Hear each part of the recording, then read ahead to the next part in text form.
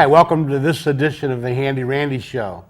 I have told you many, many times that if it has wheels on it, if it makes loud noises, and if it smokes, it's probably something that we would love, us men stuff, right? Ever since we were little kids, we like to make noises and push cars around in the sand. And with me is someone that kind of does that. Instead of four wheels, however, Garrett Smith from Creston, Ohio, does it on two wheels. Welcome to the show. Thanks for having me. Now, this year, you went to Huntington, West Virginia, and you took first place in a motocross, a West Virginia championship. Yeah. Congratulations. Exactly. Now, you tell me, Garrett, that this motocross thing, you started a long time ago. Yeah, I started quite a long time ago. I started riding when I was about 2, and I started racing when I was about 8, 10 years ago, and it's taken every bit as that long just to get to where I'm at today, and it's definitely a push.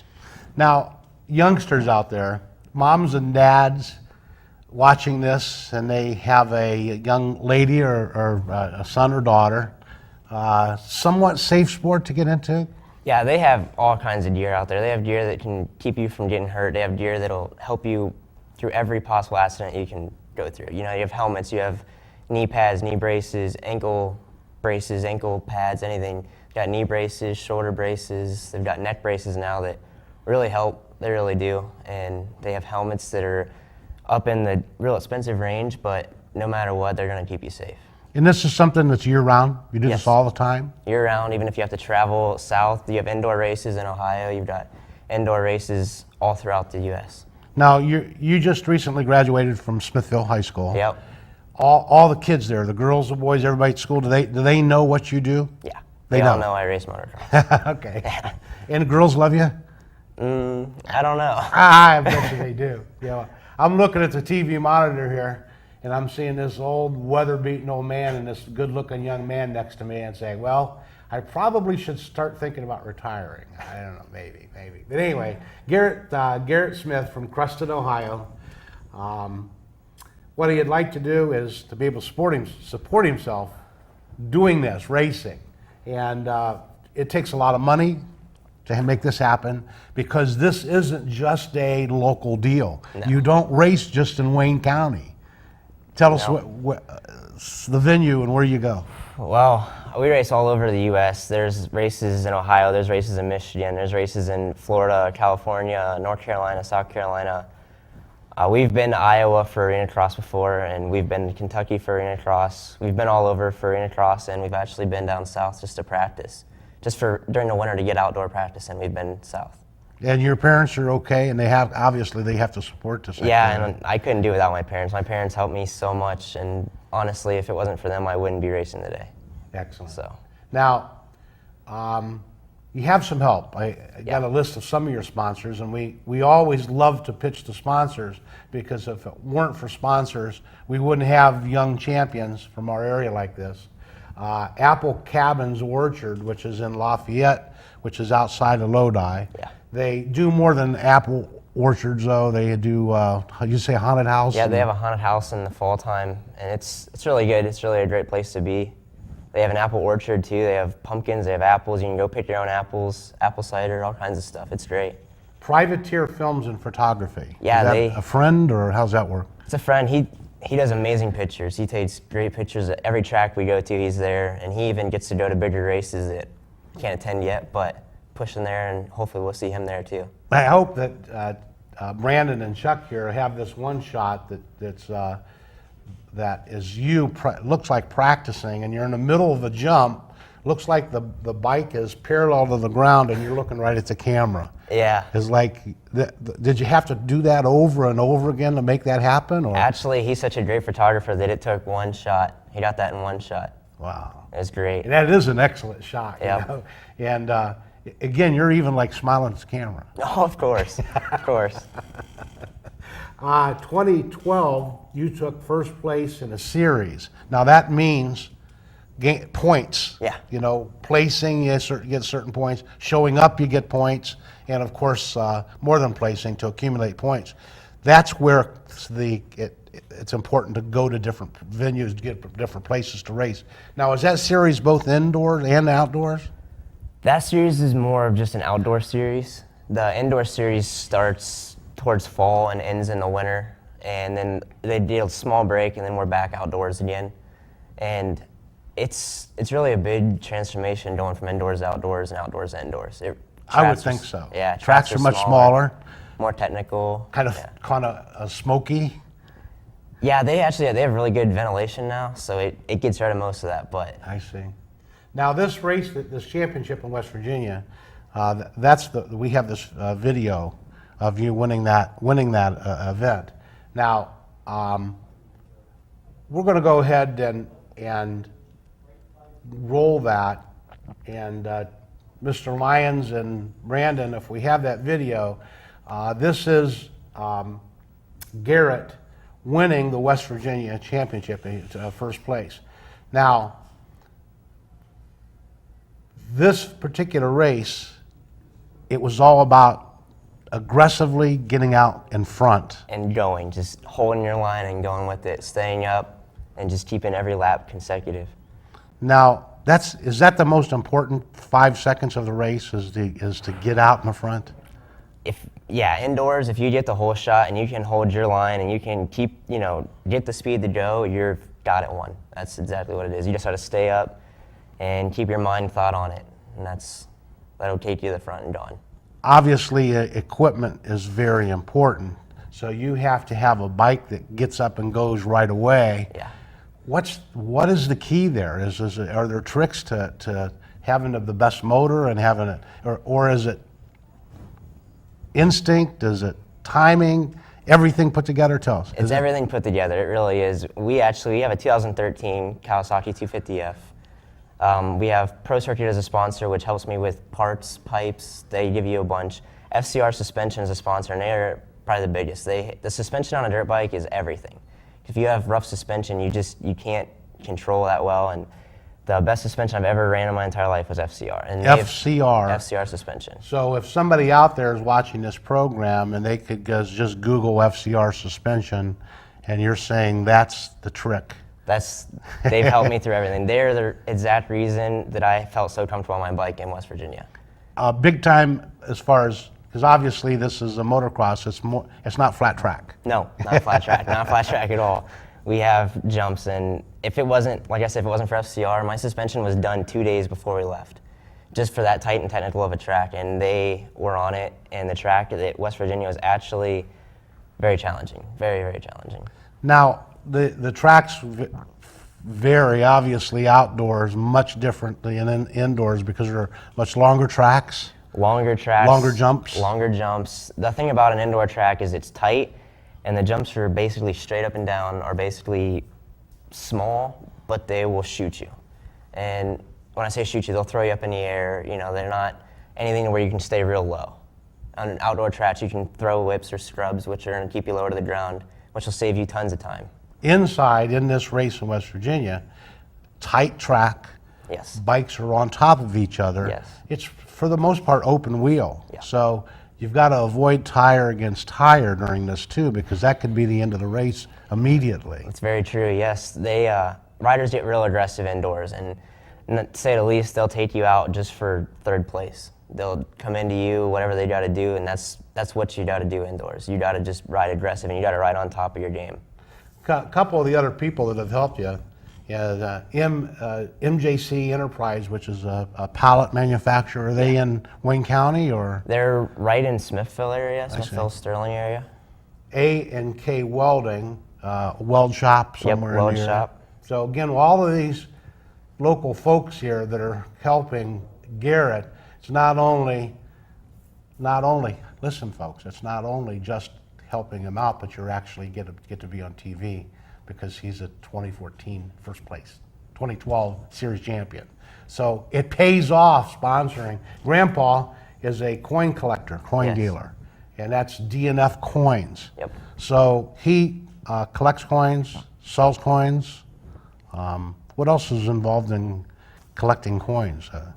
There's a lot. Knowing which one. Knowing what's what, knowing what's worth what. He's probably one of my biggest supporters, I'd have to say. He's there for me whenever I need him. If I ever want him to, help me with something, he's there to help me. And he does a lot of work for DNF Coins. He really does. Thanks, Grant. Exactly. Thank you, Grandpa. Kame Sports, which is a big player in our area, and of course they've got everything. Yeah, they have all the gear, all the apparel you need. If you ever need anything, go to Kames, stop by, say hi. They have a hunting section, a fishing section if you're into that kind of stuff.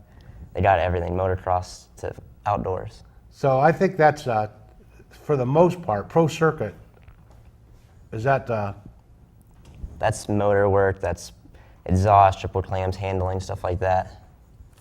Garrett Smith, he lives in Creston, Ohio, graduated from Smithville. Most people that live in Preston go to Norway. Yeah. What's that all about, man? Well, we got a house in Smithville about 8th grade, and we were going to move there, and our house in Norway just wouldn't sell.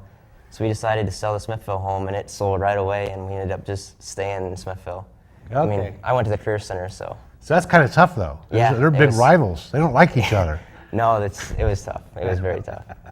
We're going to come back with a little bit more of Garrett and explain this whole motocross thing and why you should consider, if some youngster in your family would say, hey, I'd like to try that, why you need to. And this is a perfect example. Right after this.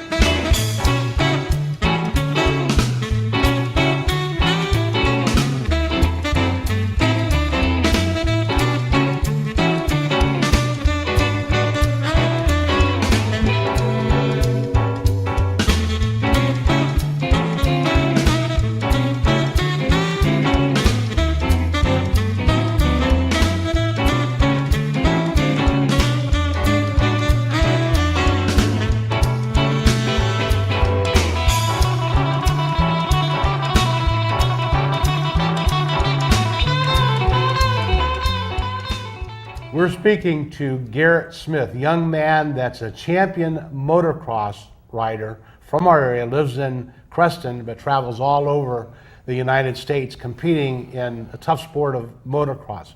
250cc division. Yeah. And those are pretty big, powerful bikes, 250cc. Now, chances are you would take someone like me, 200 and plus, I probably need to get on a 450cc.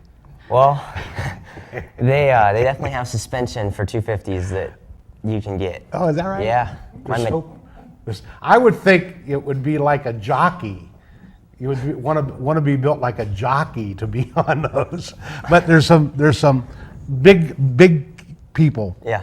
that can compete in your sport. Oh yeah. There's all sizes, all different ages, everything that you could possibly think Old of. people. Old people, young people, little kids, everything. You definitely get started young in motocross. You get started really young. And when you started off 10 years ago, obviously you were 8, 9, 10 years old when you were competing. That was a smaller bike, smaller cc. That's how you start, correct? Yeah, we started out on actually a Honda 50 that my grandpa ended up getting me, and we moved up as time went on. First race was a little rough on a Honda 50 compared to what everyone else had, and we ended up getting a KTM 50, the Pro Seniors, and ever since then, I've wanted to race. I never thought I'd be this far. Never thought I'd be this good, but over time, it comes, and it pays off training every week. It pays off being in the gym, riding, going places, and there's actually even motocross schools you can go to for motocross. To be successful, obviously, you have to have a lot of intestinal fortitude. When I call that as like guts, right? Yeah, you definitely got to be able to push yourself a little bit. So you can't be too timid, because chances are timid, you're gonna be in the pack. Yeah, and it definitely messes with your mind. When you're riding, you got to just ride with a clear mind. You got to think nothing's gonna hurt you, nothing's gonna go wrong, and you just got to ride a little bit above the edges to go. And do you worry about breaking equipment? No. No, not at all. Not until something happens, and then that's when you really think about it and you try to move on to something better. They always make better equipment, always. However, we really do have great equipment. Now, is it, as far as making it as even as far as equipment concerned, everyone pretty much is a spec bike as far as weight and engine? Is that, or is it, that varies too? It varies a lot. It varies depending on how much money you put in your bike. It varies. They have motor work out there that will make your bike completely crazy. It makes it so fast, and that would be really nice to get a hold of. However, that is a lot of money for motors. But you're competing against those people now. Yes, I am competing against people with mod motors and mod bikes. My bike's mod, but it's not. This mod is theirs. So there. the truth of the matter is that it's a combination of equipment, guts, skill, practice. It is. Like It's anything. like everyone says. It's 99% rider. It's like 1% bike. It's if you have the ability to ride a bike to where you can get it to go, you are going to be a great rider. And you have places in the area that you're able to practice. Yeah. And how often do you practice? We ride 4 to 5 times a week. We ride every weekend for sure, and I'm in a gym quite a bit just to stay in shape and stay fit enough to ride. And you gotta, it's a long-term thing. You gotta watch what you eat just to stay healthy, and not everyone has to, but we do. We try to take ourselves to the fullest point of being healthy and ready for the motos. So you have to be an athlete. Yeah. Endurance-wise, Endurance, muscle tone, that type of muscle. thing, because you're going and you can't slack off. No, you can't. You can't slack. It's definitely more of a lifestyle. It really is. And again, it's Garrett Smith. Racing, you could maybe go online to see as far as Google Motorsport and to see what's going on. Where could we see you this year in 2014? What's on the agenda? Once everything gets going again, I'm hoping to start running some nationals, hoping to get ready. I'm going to try to go to Minios, which is in Florida, kind of far away, but I ride locally every week, at least once a week. There's a track, Apple Cabin. We're there every Thursday practicing, toning in the bike, just getting used to it again. And it's all over. It's seriously all over. You could travel as far as 2 hours away one day just to ride for 40 minutes, 2 20-minute motos, and then you drive home. It's just anywhere. Now, do you have a girlfriend? No. So, No girlfriend. ladies, Apple Cavern Orchard every Thursday. Okay? It's a good-looking young man. Going to go somewhere. Going to be pretty successful. Apple Cabin Orchard every Thursday. Okay? Good luck with that. Thanks. They're going to be all over you, man. Oh, we'll see. Right, Dad? Hey, thank you so much for showing up on Handy Randy Show. As I told you, if it makes noise, if it's got an engine, we love it right here on the Handy Randy Show. And today, motorsports. Next week, who knows? Maybe classic boats. See ya.